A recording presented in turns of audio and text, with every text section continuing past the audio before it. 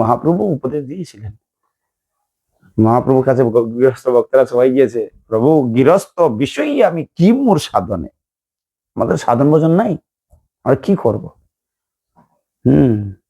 তখন মহাপ্রভু বললেন, তোমরা এই কলির যুগে যদি সহজ সরল প্রেম ভক্তি লাভ করতে চাও, হ্যাঁ তো সহজ মানে পদ্ধতি, ভক্তপদ দুলি, ভক্তপদ জল, ভক্ত ভুক্ত অবশিষ্ট 3 সাধনের বল।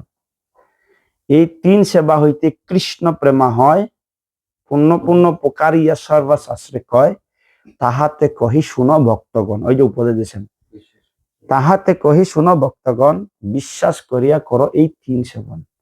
এই কলির যুগের চাবিকাঠি হচ্ছে এগুলো। যত বৈষ্ণবদের প্রতি শ্রদ্ধা থাকবে, হ্যাঁ, যত বৈষ্ণব সাধুগুরু বৈষ্ণবদের আমরা সেবা দিব, তত আমি শিব প্রেমের অধিকারী হব। এটাই হচ্ছে মূল, অত্যন্ত অত্যন্ত কলির যুগের জন্য উপদেশ।